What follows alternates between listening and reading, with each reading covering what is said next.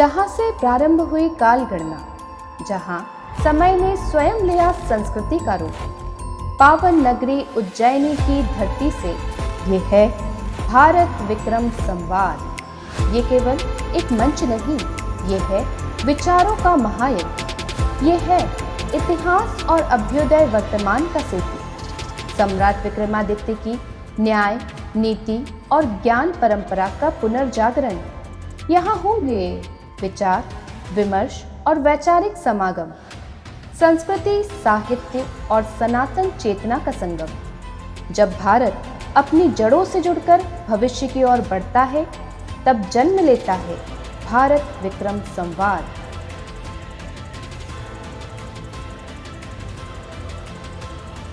भारत विक्रम श्रृंखला के इस अंक में मैं वैशाली शुक्ला एक बार पुनः आप सभी का हार्दिक स्वागत करती हूँ। आज हम आपको परिचित कराने जा रहे हैं एक ऐसी विभूति से जिन्होंने रंगमंच को केवल कला ही नहीं बल्कि अपनी साधना समझा। जी हाँ, मैं बात कर रही हूँ एक ऐसी हस्ती की जो निर्देशक हैं, अभिनेता हैं और संस्कृत के रंगमंच के प्रचारक भी हैं। सर, आपका बहुत बहुत स्वागत है हमारे इस अंक में। नमो नमः। नमो नमः। सर्वप्रथम मैं आपसे जानना चाहूँगी कि जैसे आप राउरकेला औद्योगिक क्षेत्र से हैं, औद्योगिक शहर से हैं, इस औद्योगिक शहर में होने के बावजूद करियर के रूप में आपने कला को चुना। ये बहुत ही अहम प्रश्न है। हमें पता है कि नाट्य करके जीना इतना आसान नहीं है, लेकिन फिर भी बचपन से ही मेरे नाट्य के साथ कहीं ना कहीं से जुड़ाव था। कला मेरा बहुत पसंद था, भले ही मेरा अध्ययन जैसे भी हो, लेकिन उस समय में हमने नाट्य का मंचन किया है। लेकिन एक ऐसे समय आया जहाँ पर मैं देखा इसको जीविका बनाना बहुत ही दूर है। उस समय में हमने सोचा कि नहीं, पहले तो हम अपना कैरियर बना लें, फिर उसके बाद नाट्य के बारे में सोचेंगे। हो सकता है मैंने एक बार ऐसे भी सोच लिया था कि ये नाट्य का पास में कभी नहीं आऊँगा, क्योंकि नाट्य से मेरे को जीविका निर्वाह करना नामुमकिन नहीं है जैसे मैं सोच लिया था। बट ये शायद ऊपर वाले की मेहरबानी थी। एक ऐसे समय आया, एक्चुअली इन बिटवीन मैं अपना कैरियर लिया। मैं ग्रेजुएशन कंप्लीट किया कॉमर्स में, उसके बाद मैनेजमेंट पढ़ा, मैनेजमेंट में अच्छी तरह पास किया। उसके बाद सर्विस शुरू किया एंड अच्छा खासा सर्विस में भी रहा। और लगभग 1989 से 2015 तक मैं नाट्य दिल्ली में रहते हुए भी एनएसटी को कभी देखा नहीं, कभी सोचा नहीं, कुछ नहीं। लेकिन 2014 में किसी कारणवश मेरे को जॉब से रिलीफ लेना पड़ेगा बच्चों को पालने के लिए, और वही था मेरे लिए भगवान के एक अनदेखा आशीर्वाद, जिसके कारण मैं फिर से नाट्य जगत में प्रवेश किया। और उसके बाद जो नाट्य जगत में प्रवेश हुआ, इस समय में मैं इसको और जस्ट कहते हैं ना अमेट्योर की तरह मैं नहीं देखा। मैं बोला अगर भगवान ने ये मेरे को दिए हैं तो मैं इसको साधना बनाऊंगा, और साधना के लिए अन्वेषण करना पड़ेगा, और अन्वेषण करने के लिए अध्ययन करना पड़ेगा, और अध्ययन करने के लिए हमारे पास लाइब्रेरी है, सब कुछ अवेलेबल है, उपलब्ध है, बस हम उसको यूज़ करना है। तो मेरे को इसी तरह ही सब कुछ मिलते गया, और फिर मैं नाट्य के अंदर आया। और ऐसे एक समय आया जो कोरोना सबके लिए दूरहा समय था।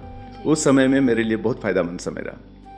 यही नाट्य जब मैं माइम करता था, उस समय मैं उड़ीसा में था, जब माइम में करता रहा, मैं एक दिन अचानक बाहर निकला और भीड़ को इकट्ठा जो हो रहे थे उसको हल्का करने के लिए मैं निकला था। और ये किसी तरह उड़ीसा का पुलिस कमिश्नर भुवनेश्वर का देख लिया, और उन्होंने मेरे को शाम को बुला लिया उनके पास। मैं तो सोचा कि गया, लेकिन वो फिर से एक ब्लेसिंग्स था डिस्गाइज में। उन्होंने मेरे को बोले कि आप हम जो नहीं कर पा रहे वो आप करके दिखा दिए, तो आप हमें मदद कीजिए। तो हमने police commissionerate of Bhubaneswar Cuttack उनके साथ मिलके अच्छा खासा काम किए, प्रचार प्रसार किए, जैसे लोगों का साथ मंगल हो। फिर उसके बाद इसी समय में मेरे को नाट्यशास्त्र पढ़ने के लिए एक शोक मिल गया, आपका जो सेंट्रल संस्कृत यूनिवर्सिटी, केंद्रीय संस्कृत विश्वविद्यालय भोपाल परिसर से। तो वहाँ से मैंने अध्ययन किया, प्रॉपर कोर्स किया। और उसके बाद मेरे को एक मौका मिला था 2-4 साल पहले लंदन जाने के लिए। तो वहाँ देखा कि वहाँ संस्कृत का नाट्यशास्त्र अवेलेबल है, संस्कृत का गीता भागवत वहाँ पढ़ाया जा रहा है, सिलेबस में है।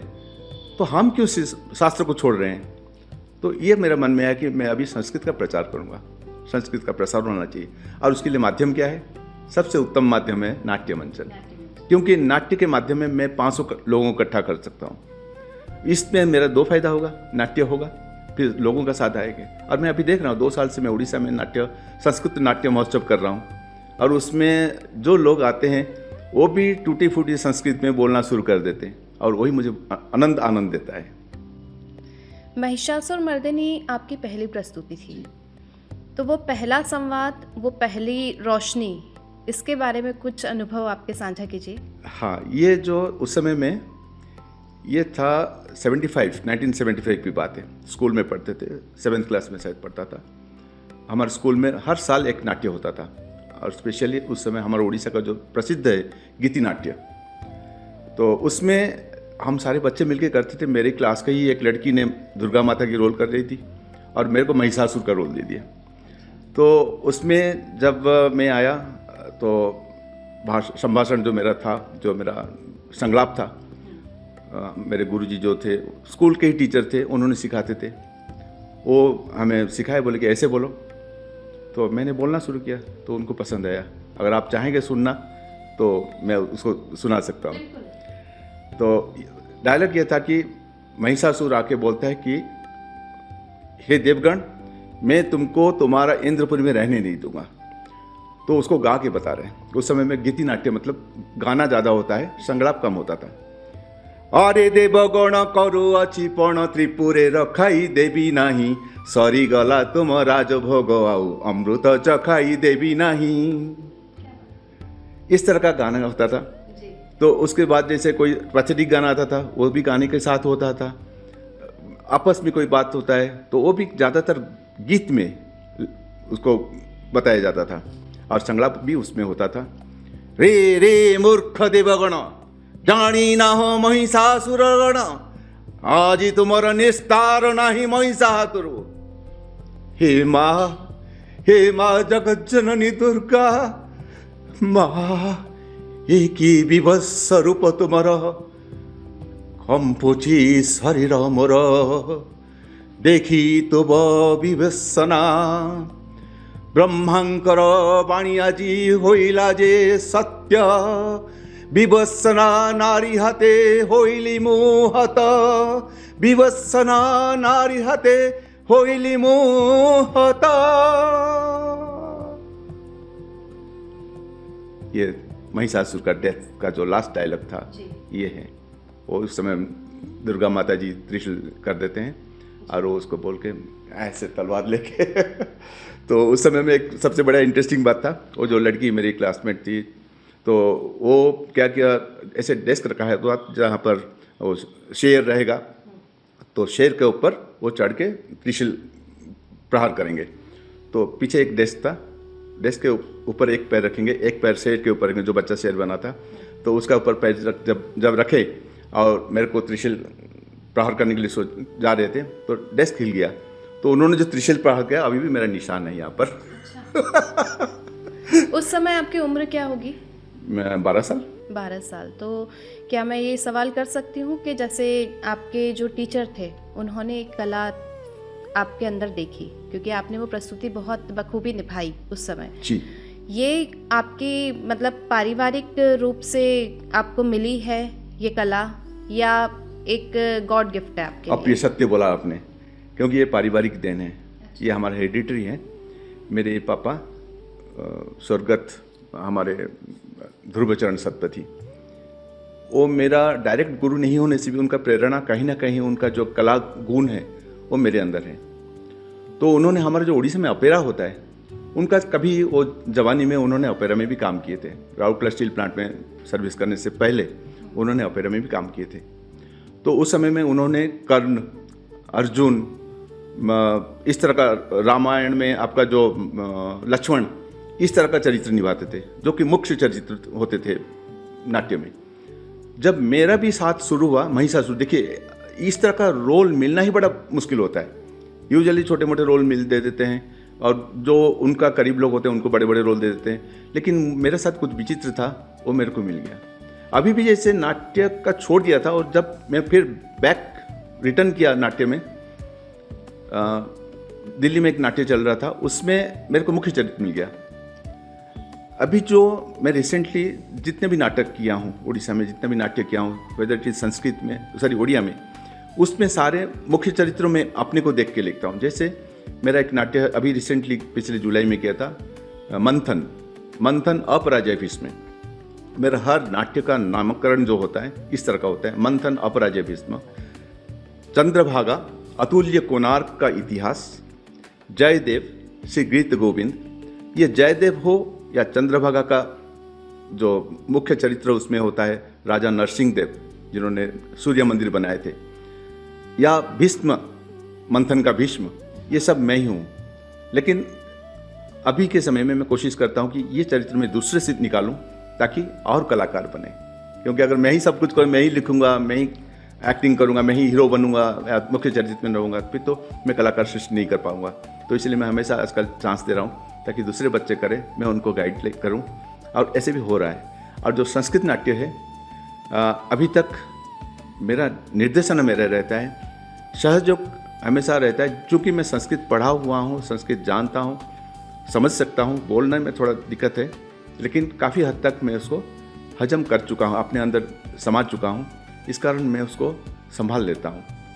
और इसमें मैं हमेशा धन्यवाद दूंगा प्रोफेसरों का, जो संस्कृत महान विद्वान हैं, उनका आशीर्वाद मुझे मिल जाता है, और उनको लेके मैं उसको जो उसका ट्रांसलेशन होता है उसको मतलब मैं समझ जाता हूँ। वो मेरे को समझा देते हैं कि ये डायलॉग का मतलब ये होता है, जहाँ पर मैं नहीं समझ पाता हूँ। मुख्यतः मैं समझ जाता हूँ, पढ़ लेता हूँ। संस्कृत पढ़ने में दिक्कत नहीं है क्योंकि देवनागरी में है, स्क्रिप्ट जो है देवनागरी है, तो संस्कृत पढ़ लेता हूँ। जहाँ जहाँ जो शब्द के ऊपर मेरा डाउट होता है उनसे मैं सलाह सुथरा करके उनसे समझ लेता हूँ।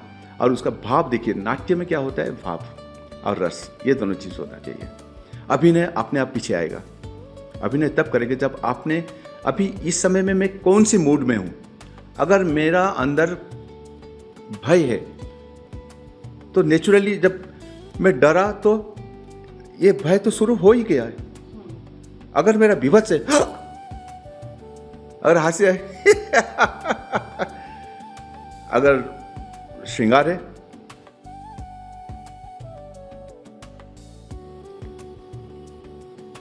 और अगर वीर रस है तो नेचुरली सीना 56 हो जाएगा, भले 34 का हो, लेकिन 56 तो उस समय बन ही जाता है।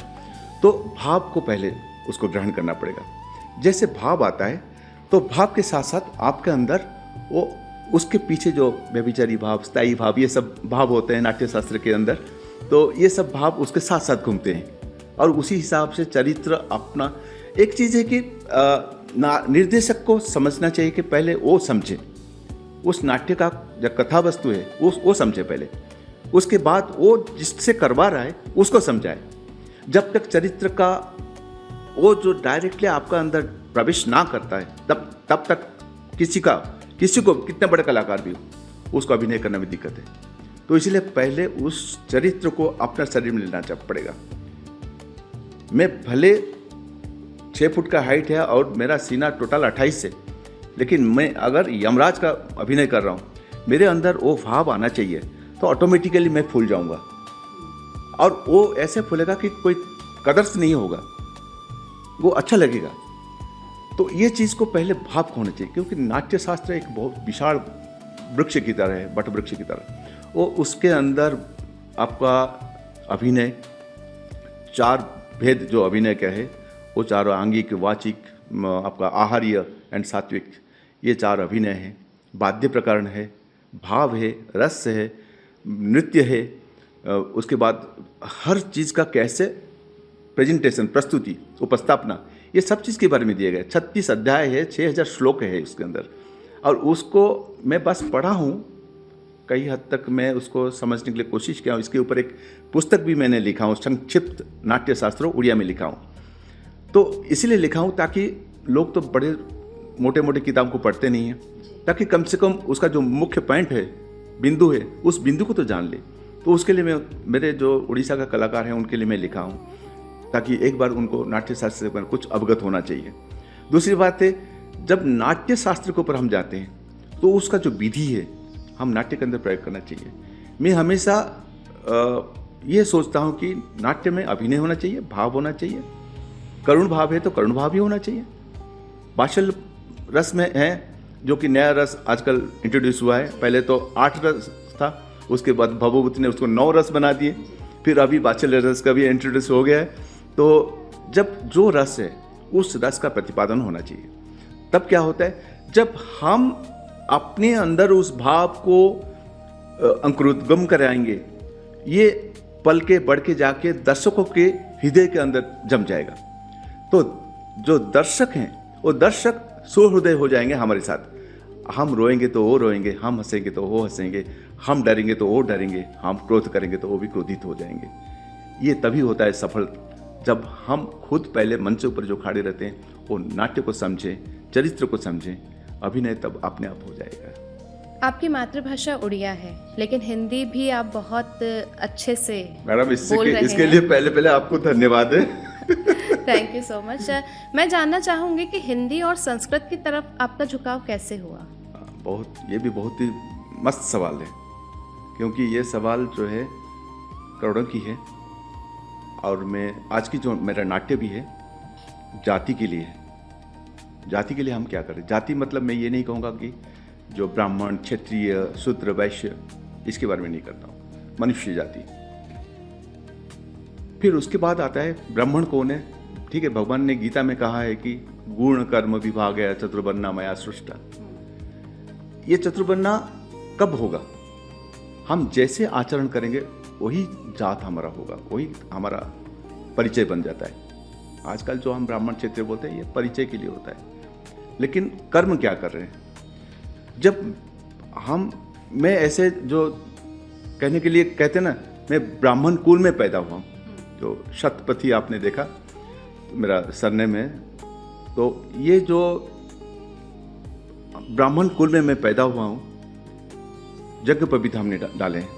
उस समय में हमको हमारे जो गुरुजी होते हैं, कुल गुरु, उन्होंने हमें कहते हैं कि अध्ययन करो, अध्यापन करो, दान लो, दो, ये सारी चीज़, ब्रह्मचर्य करना है, गृहस्थ आश्रम, वानप्रस्थ, ये सब चीज़ का शिक्षा दिया जाता है। लेकिन आजकल तो अंग्रेजी माध्यम की पढ़ाई में ज़्यादा लोग ध्यान देते हैं।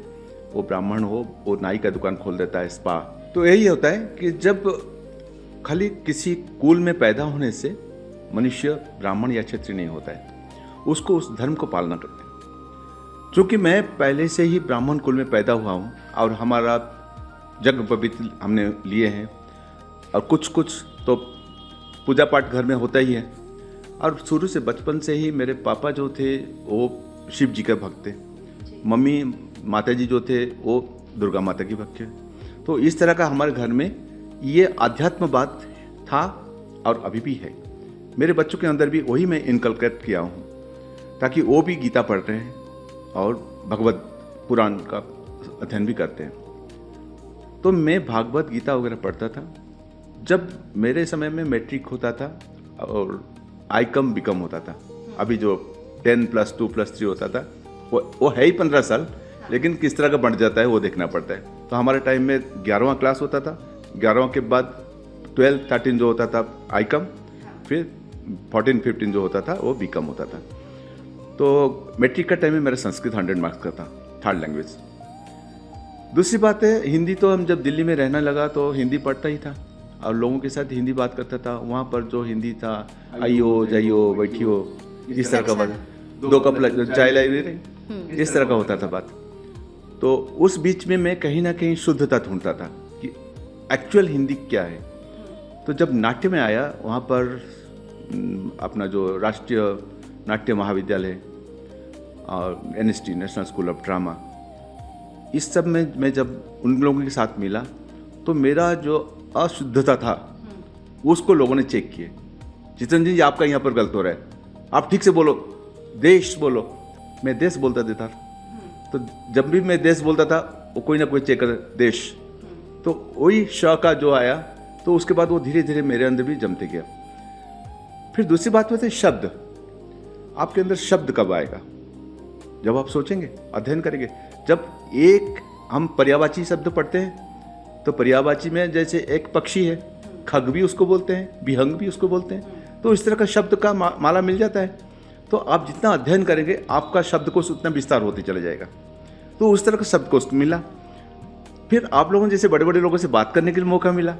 तब जब आपसे बात हुआ तो साहित्य में होता है, और साहित्य ही हम लोगों का बैकबोन है। तो उसी के ऊपर नाट्य हो, कविता हो, उपन्यास हो, जो कुछ भी हो वो साहित्य हो, भले इंग्लिश का हो, हिंदी का हो, तेलुगु हो, तमिल हो, किसी का भी हो। साहित्य जो है वो उसका मेन है, वो मेरी होता है। तो वहीं से ही शुरू होता है आपका, इसका इर्द गिर्द आप घूमेंगे। तो जब आपका साहित्य स्ट्रंग हो गया तो आपका रचनात्मक हो जाएंगे आप, फिर अपना रचना शुरू करेंगे। जैसे मैं कविता भी लिखता हूँ, नाट्य भी लिखता हूँ उड़िया में, कुछ छोटा छोटा स्टोरी लिखता हूँ। तो छोटी छोटी स्टोरी लिखने के टाइम में कभी हम सोचते हैं कि कुछ क्रिएटिव स्टोरी, आम जनता नहीं कि सुबह था, पेड़ में कौवा बैठा हुआ था, ये हुआ, इस तरह का नहीं, कुछ उसका अंदर होना चाहिए। जैसे आज की मेरा नाटक है, आज का जो संस्कृत नाट्य है जाति जीवनम। ये जाति जीवनम क्या है? ये पंडित गोविंद चंद्र मिश्र, जिसका उम्र अभी 97 ईयर है, वो अभी भी जीवित हैं। मैं उनको लेकिन आ नहीं पाया क्योंकि इतना वृद्ध हैं कि उनको लेके आना मुश्किल था। वो काफ़ी दिन पहले लिखे हुए थे। उस समय में ये कथा है जस्ट द्वापर का अंत, कलियुग का प्रारंभ। उस समय में राजा परीक्षित को तक्षक नाग ने काट लिया था। किसी मुनि का पुत्र ने उनको अभिशाप दिया था, तो उन्होंने तक्षक दंशन कर दिया था। परीक्षित महाराज का पुत्र जन्मजय, जब जन्मजय ने यह बात सुना तो उनको क्रोध हो गया। तो बोले कि मैं पूरा सतकुल को ध्वंस कर दूंगा। तो ठीक है, ये तो होता ही है, कभी कोई मतलब बड़े आदमी गुस्सा आता है तो करेगा ही करेगा, राजा है आफ्टर। तो इस समय में जो वासुकी, जो कि नाग मतलब सर्पकुल का जो राजा है, जिसके ऊपर आप ये धरित्री टिका हुआ है, वो चिंतित हो गए कि अपना जाति को कैसे बचाओ। इसी परेशानी के समय में वासुकी की बहन अस्तिक, जो अस्तिका उनका बहन है, वो भी नागकन्या है। तो उनको पता था, वो भी काफ़ी मतलब उस समय में तो बड़े तपी ध्यानी ज्ञानी होते थे। उनको पता था एक ऋषि है जरत्कारु, जिन्होंने उनके साथ वो अगर शादी करते हैं, विवाह करते हैं, उन दोनों का मिलन से जो पुत्र जन्म होगा वो जन्मजय का गुरु बनेगा। तो ये सोच के जब उन्होंने प्रस्ताव मन में सोचते हैं, तो इसी समय में जरत्कारु ऋषि की पिताजी मतलब पितर, जो कि स्वर्गवास हो गया था, वो आके सो शरीर बोलते हैं कि उनको कि बेटा तुम ऐसे जो ध्यान तपस्या में लगे हो तो हमारा पूरा वंश नाश हो जाएगा। तो उन्होंने कंडीशन रखते, जरत्कारु कंडीशन रखते, मैं किसी का पास जाऊंगा नहीं कन्या लाने के लिए, मेरा नाम का होना चाहिए। तीसरी बात, मैं बिना खाए जीता हूँ पवन आहार करके, तो इस तरह का पवन आहार बलि होना चाहिए। तो इस तरह का 3-4 कंडीशन जो कि मिलेगा नहीं। देखिए मेरा नाम चित्रंजन, चित्रंजन का नाम में कोई लड़की मिलेगी क्या? अब के समय में मिलना दूर है, लेकिन उस समय में ये कंडीशन रख दिए तो सोचा कि मिलेगा नहीं। लेकिन जो अस्तिका जो है वासुकी का बहन, उसका एक दूसरा नाम था जरत्कारु, तो वो उसका फायदा ले लिया। दूसरी चीज़ है कि जो सर्प कुल है वो पवन आहारी हम सुने हैं, वो हवा में जी लेते हैं। तीसरी बात उन्होंने जो बोलते हैं मैं नहीं जाऊंगा, तो उन्होंने खुद आ गए उनके पास, उनका भाई वासुकी को लेके आ गए, बोले कि दारा ग्रहण करो, पति रूपी मैं आपको ग्रहण करती हूँ। तो इस तरह का उनका विवाह होता है। विवाह को होने के बाद क्या होता है, पुत्र संतान जो जन्म होता है वो जन्म जे के गुरु बन जाते हैं। तो नाग जाति को ये मिल जाता है, राहत मिल जाता है। ये चीज़ आज के समय में कहाँ है कि हमारे कुल के लिए, हमारे जात के लिए हम क्या कर रहे हैं? अगर मैं देखता हूँ कि आपको कोई मार रहा है तो मैं धीरे से वहाँ खसक लेता हूँ, कहीं मेरे ऊपर ना पड़ जाए। मैं मनुष्यता अगर होता तो मैं वहाँ जाके खड़े हो जाऊँगा, भले 2 लात मेरे को भी पड़े, लेकिन मैं आपके साथ रहूँगा। इसी तरह अगर मैं जाऊँगा नहीं, कोई रिलीजन के ऊपर नहीं जाऊँगा, लेकिन कहीं ना कहीं हमारे घर में भी ये चीज़ें हैं। मैं अपने भाई को पराया सोचता हूँ, दूसरे का भाई को ज़्यादा प्यार करता हूँ। तो यही चीज़ के लिए ये आज के लिए संवाद है, एक मैसेज है कि अगर हमारे बचपन में हम कहावत था उड़ीसा में, अगर लड़ाई करना है तो साथ में भाई होना चाहिए, अगर दूध पीना है तो घर में गाय होना चाहिए। तो आज ना घर में गाय है ना पास में भाई है।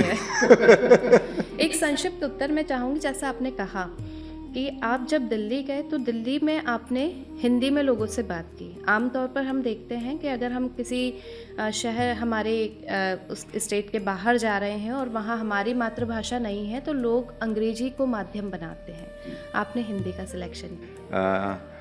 Very good, it is a very nice question and very straightly. आपने शुरू से बोल चुके हैं मैं इंडस्ट्रियल टाउन से बड़ा हूँ।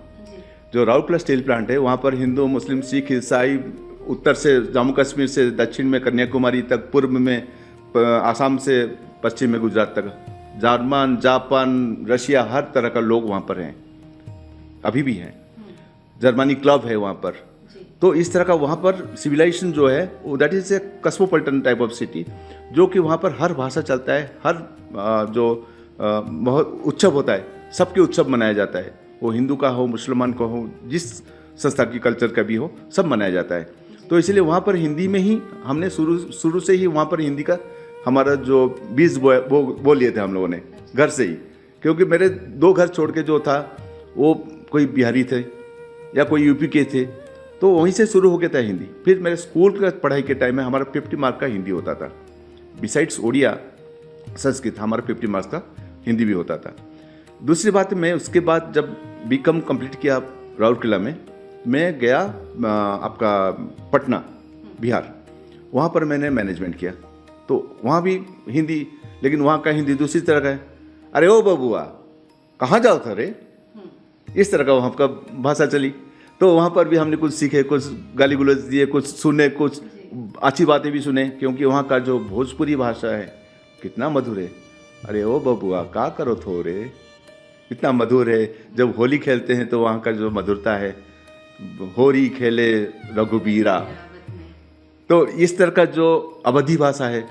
लखनऊ में मैं जब कुछ दिन था, क्योंकि मैं जब जॉब किया AK software limited, that is a software consultancy basically, and I was the software consultant.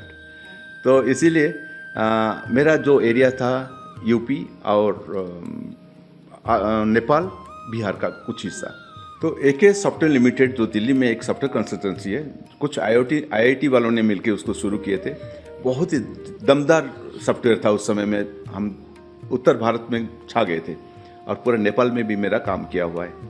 तो उस समय में जितना भी शुगर इंडस्ट्रीज था, यूजुअली शुगर इंडस्ट्री जो है पूरा गांव में, देहात में, मतलब अंदर जाके होता है, रूरल एरिया में, तो वहाँ पर भी हम जाते थे, वहीं ठहरते थे, 15-15 दिन, महीना ठहर जाते थे, क्योंकि जब इम्प्लीमेंटेशन होता था सॉफ्टवेयर का, उस समय में समय लगता था। मेरे पास सॉफ्टवेयर इंजीनियर, हार्डवेयर इंजीनियर सब रहते थे, उनका देखभाल करना, कम्युनिकेशन, वो सब करने के लिए मेरे को भी रहना पड़ता था। तो उस समय में क्या होता था, वहाँ का बोली भी सीख लेते थे, वहाँ का कल्चर भी सीख लेते थे। इस तरह करके जब सॉफ्टवेयर में हमने काम किए तो हमने देखा कि एक चीज़ है कि वहाँ पर भी हर तरह के लोग काम करते थे, साउथ इंडियन भी काफ़ी थे। तो इंटर रिलेशनशिप जो था वो बढ़ते चला गया। तो वहाँ भी मेरे को हिंदी सीखने के लिए मौका मिल गया, और दूसरे भाषा जो है उसको भी हमको सीखने के लिए मौका मिल गया। इसी तरह, और सबसे बड़ा चीज़ है तृष्णा होना चाहिए। आपके अंदर अगर तृष्णा है तो आप सब कुछ मिल जाएगा। बिल्कुल सही कहा आपने, तृष्णा होनी चाहिए। और मैं फिर जानना चाहूँगी कि जैसे आप निर्देशक भी हैं, अभिनेता भी हैं, है ना, नाट्यकार भी हैं, कवि भी हूँ। सोलो नाट्य है भीष्म एक आत्ममंथन, ये विचार आपके मन में कैसे आया कि ये सोलो प्ले करना चाहिए मुझे? हाँ, ये गुड क्वेश्चन। सोलो प्ले मैं दिल्ली से ही शुरू कर लिया था। जब मैं नाम लेना ज़रूर पसंद करूँगा, और मैं दिल्ली में उनको पहला गुरु माना था, सुमन कुमार जी, जो अभी भी संगीत नाटक एकेडमी में डेप्यूटी सेक्रेटरी हैं, नाट्य ड्रामाटिक। तो उन्होंने मेरे को मौका दिए थे, ब्रेक दिए थे। उनका एक सोल रचित एकांकिका था, खारू का खरा किस्सा। उसको संजय श्रीवास्तव, जो कि प्रसिद्ध NSDN हैं, उन्होंने वहाँ पर किए थे। तो मैं उनसे भी अनुमति ले लिया था कि गुरुजी मैं भी इसको सोलो करना चाहता हूँ। तो ये मेरे को आनंद दिया था जब मैं उसको उड़ीसा में किया था फर्स्ट टाइम, और उसको फिर उड़िया में कन्वर्ट करके, ट्रांसलेट करके उड़िया में भी किया। उसके बाद से मेरे मन में एक आया कि हमेशा सोलो प्ले एक रखूँगा साथ में। तो जयदेव श्री गीत गोविंद जो है वो भी मेरा एकक नाटक है, उसमें 11 चरित्र हैं। जयदेव जी का बचपन, जो बाल्यावस्था से लेकर वृद्धावस्था तक, उस बीच में जो जो दूसरे चरित्र उनके अंदर आगमन हुए हैं, जैसे कि महाराजा उस समय में जो गजपति, राजा गजपति पुरी के थे, उनका जो जिनसे वो विवाह किए थे, पद्मावती, उनका चरित्र, जो वहाँ का हमारे जगन्नाथ धाम में जगन्नाथ मंदिर का जो पांडा होते हैं, उनका शैली, फिर उसके अंदर जो लड़की, गांव की लड़कियां जब गुनगुनाते हुए अपने खेत में कुछ चुनते हैं, कुछ निकालते हैं, उस लड़की, छोटी सी लड़की का चरित्र, उसकी मम्मा, उसका माता जी का चरित्र, इस तरह 11 चरित्र था। वो अकेला में करता था। किसी में भी मैं अपना आवाज़ नहीं बदलता था, बस अभिनय बदल देता था। उस अभिनय से, अगर देखिए आप नारी होते हुए, आज आप आइए प्लीज़ देखिए ज़रूर, उसमें 4 लड़कियां हैं, लड़के के रोल कर रहे हैं।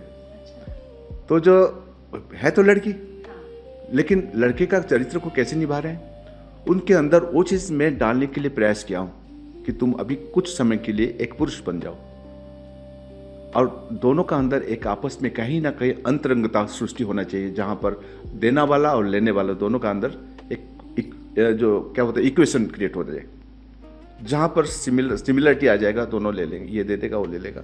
और ये निर्देशक का सबसे बड़ा काम है कि आपने जो सोचा है, आपने जो कानवास पेंटिंग किया है, क्योंकि निर्देशक कानवास पेंटिंग करता है, उस कानवास में किस चरित्र को कहाँ पर रखेगा, किस चरित्र को कहाँ पर उसका प्रवेश होगा, कहाँ पर प्रस्थान होगा, कैसे क्या करना है, ये सारी चीज़ निर्देशक के मस्तिष्क में रहता है। और उसको वो जब अपना चरित्र के माध्यम में, कलाकार के माध्यम में उसको चित्रण करता है, अभिनय का मंच में उसको उतार देता है, उस समय में अगर उनका अंदर जो भाव सृष्टि होता है, वो भाव अगर प्रवेश कर गया दर्शकों के हृदय में, और दर्शक ने भाव विवल होकर रो पड़े और हंस दिए या ताली मार दिए, वही हमारे लिए धन्य होता है। आपको कभी कठिनाई महसूस नहीं हुई, जैसे क्योंकि आप खुद भी कलाकार हैं, अभिनेता हैं और निर्देशक भी हैं, आप जब किसी दूसरे आर्टिस्ट को कोई रोल देते हैं, और कई बार होता है बहुत कठिनाई होती है कि पूरे भाव अपने अंदर से लाना, पूरे उत्पन्न करना, या जैसा आपने सोचा है वैसा का वैसा वे मंचन कर देते हैं, या कभी कठिनाई होती हो, नहीं कर पाते हो, एक सेटिस्फैक्शन नहीं हो पाता है कि नहीं यार ये चीज़ नहीं आ पा रही है? ये तो बिल्कुल सत्य बात है कि कठिनाई इसको मैं नहीं कहूँगा, ये चीज़ होना चाहिए, ये चीज़ होता है, सबके साथ होता है, क्योंकि हम जो सोचते हैं 100% होगा कोई ज़रूरी नहीं है। लेकिन हाँ, ट्रांसमिट करने वाले के ऊपर डिपेंड करता है कि आप कैसे दे रहे हो। एक कहावत बंगाली में है, जिसको ठाकुर अनुकूल चंद्र जो देवघर वाले हैं, उन्होंने कहे थे, शिक्षकर नाई इष्ट टान किए जगाई वो छात्र पुराण।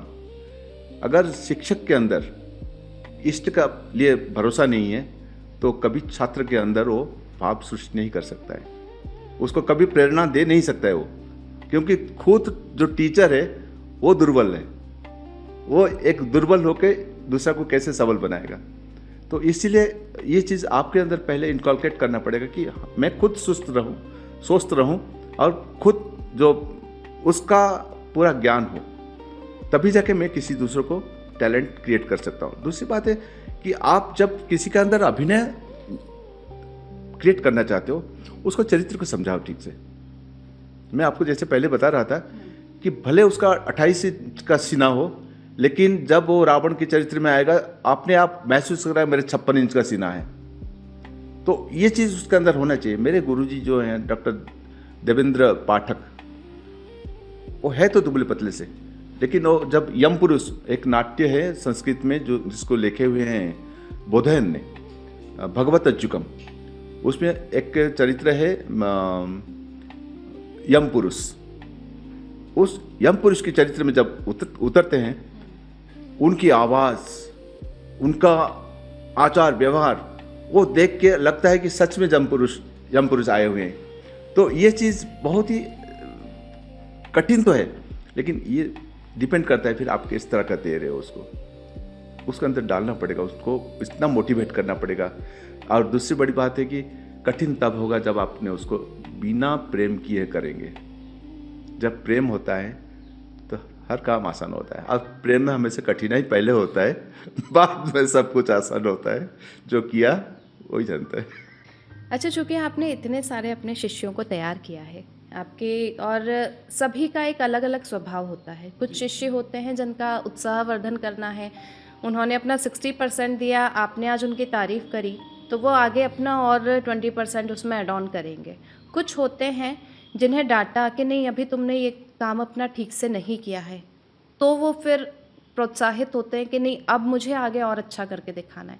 क्या ये डिफरेंस भी आपको समझ में आ जाता है उतनी देर में कि हाँ मुझे किसको किस तरह से आगे बढ़ाना है, प्रोत्साहित एक करना है? निर्देशक को साइकोलॉजिस्ट बनना पड़ता है। जब मनस्तत्व को हम नहीं समझेंगे तो काम करना मुश्किल है।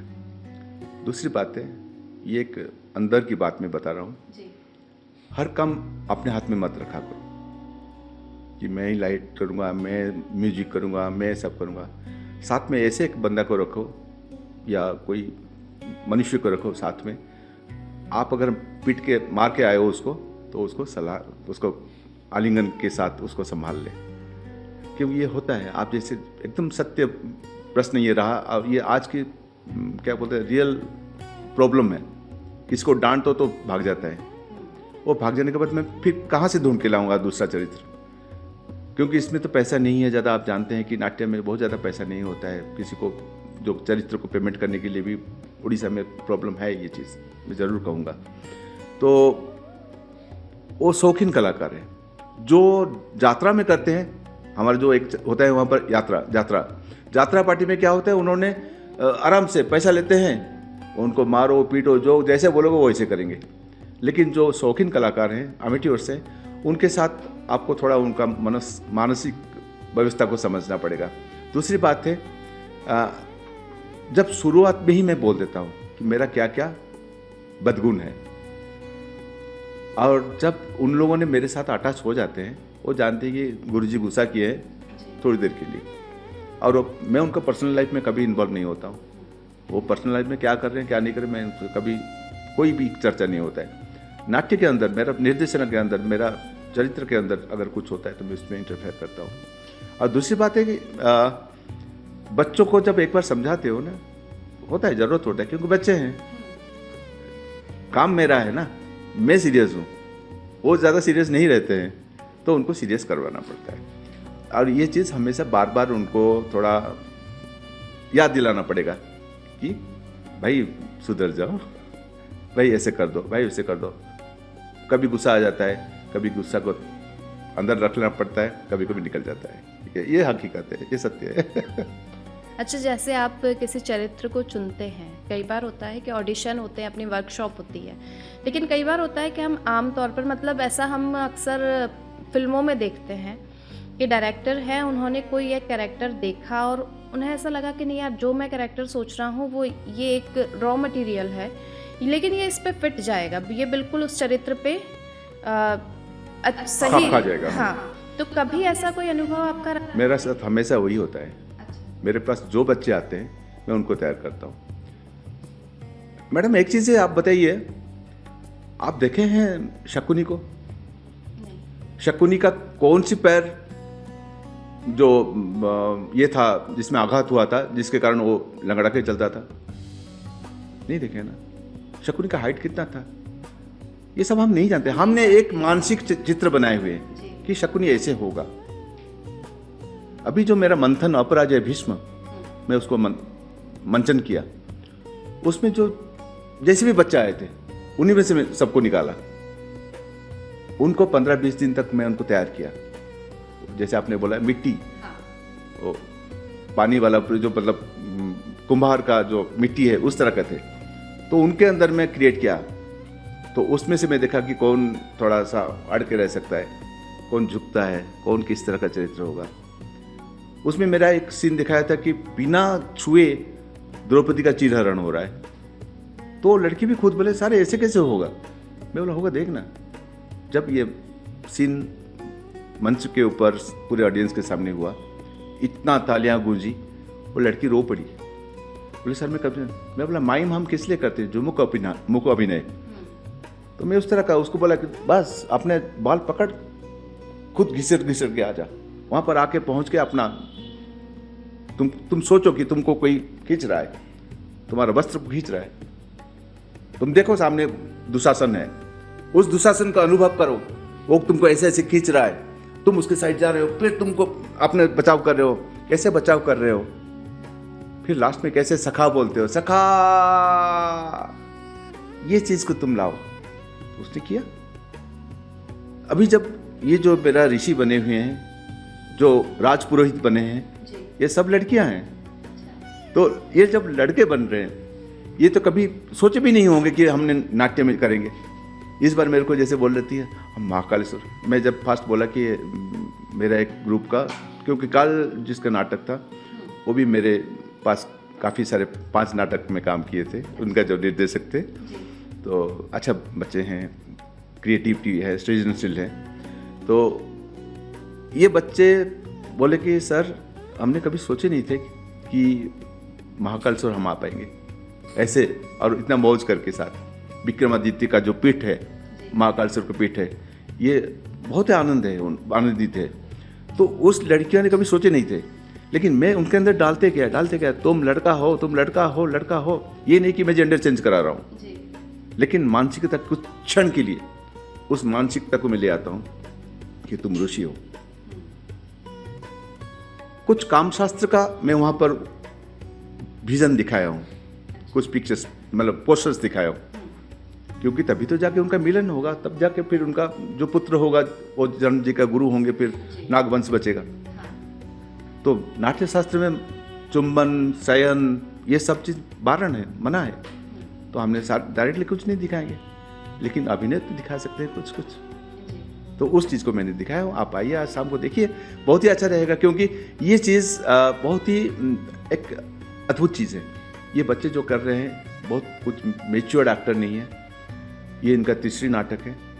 मैं खुलेआम कहना चाहूँगा कि ये बच्चों के अंदर गुण है, उनको मौका मिलना चाहिए। तो इसी तरह हमने चरित्र के अंदर वो डालते हैं, उनको वही अनुभव दिलाते हैं कि भाई तुम ऐसे करो, बनो, ऐसे करो।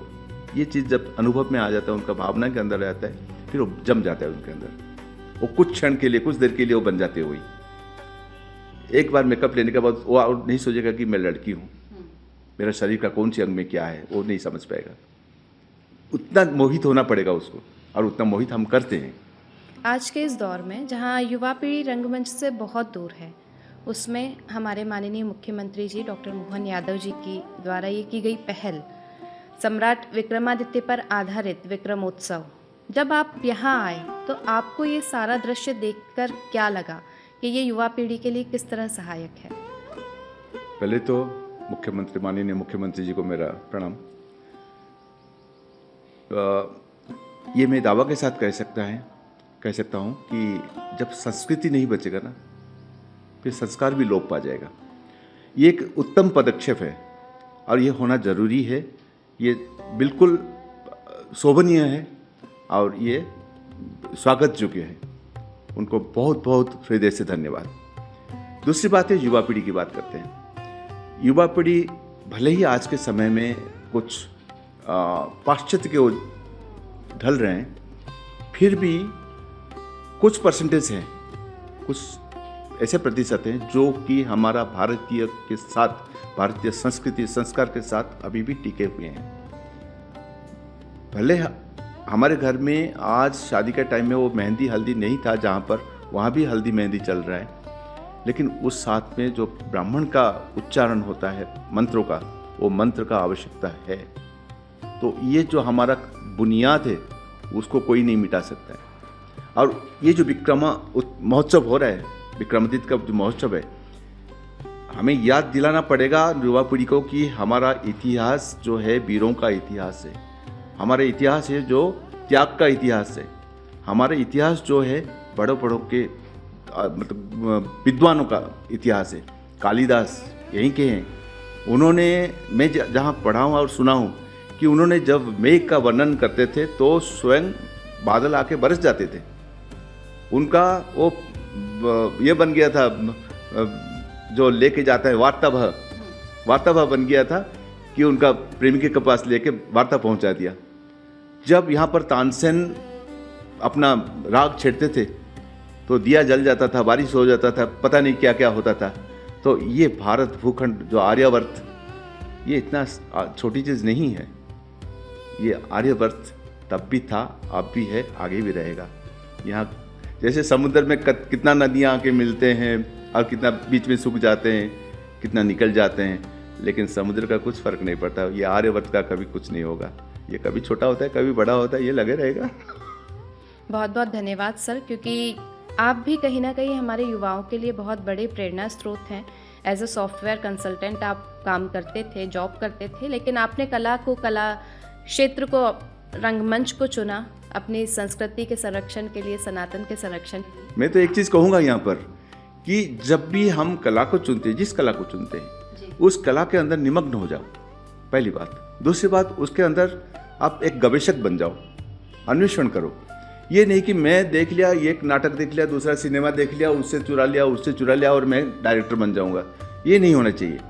आपको चरित्र को हजम करना पड़ेगा, विषय वस्तु को हजम करना पड़ेगा। उसके अंदर आप क्या डाल सकते हो, आज की पीढ़ी के साथ, आज के कंटेम्परेरी समय के साथ आपने और क्या नया सृजन कर सकते हैं, ये सबको मिला के आप अगर कुछ दे पाएंगे, कुछ, मुझे पता है ये बात अप्रिय सत्य है कि जो नाटक विभाग में थोड़ा पैसा की कमी होता है, तो जो मिलना चाहिए वो नहीं मिल रहा है कभी। तो फिर भी अगर हम करते हैं तो मैं, देखिए, जब भी इसमें आया, मैं उसका अनुसंधान चला रखा हूँ, अनुसंधान जारी है। और ये एक दिन की नहीं है, ये हो सकता है जब तक मेरा आँख खुला है, जब तक मेरा सांस चल रहा है, तब तक चलते रहेगा। बहुत बहुत धन्यवाद सर। जय तु नाटकम, जय तु भारतम, जय तु संस्कृतम।